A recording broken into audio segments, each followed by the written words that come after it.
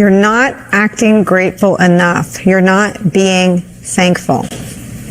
Donald Trump to the leader of Ukraine. Joining our ongoing coverage, former United States Ambassador to the United Nations, former National Security Advisor to President Obama, Ambassador Susan Rice is here. Ambassador, your reaction. Well, Nicole, obviously it's a very sad day and an embarrassment for the United States on the world stage. But let's step back and analyze what's happened here. I think there's no question that this was a setup. You heard Donald Trump say at the end of that clip you played, this is great television.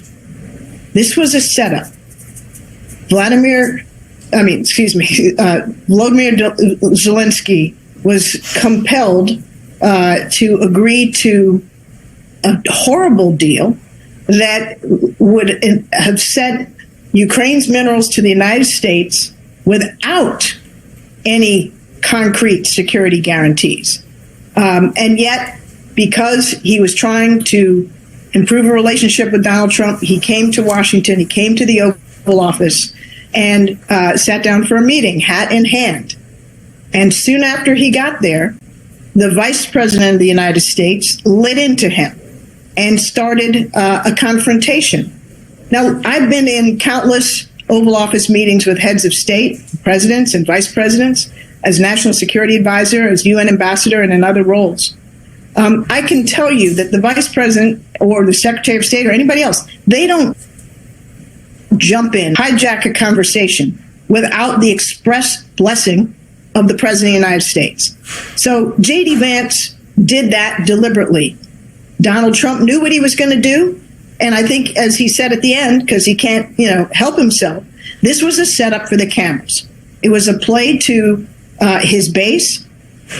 But above all, it was a play to Vladimir Putin, to show fealty to Vladimir Putin, and to try to humiliate Zelenskyy. But Zelenskyy didn't play along with the script, because Zelensky's got dignity and guts, and Zelenskyy has people that he democratically represents.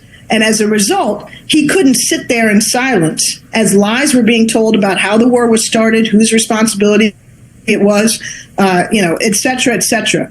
And he tried to explain what is in fact the case. To suggest that he was not thankful, I can't count the number of times that Zelenskyy has thanked the American people, the American government, the President of the United States for the critical support that we've provided. It's not about gratitude. It was an effort to humiliate him, to scuttle the U.S.-Ukraine relationship so that Trump no longer feels any obligation to provide support, and to hand U.S. interests and Ukraine and potentially Europe to Putin on a silver platter. Why?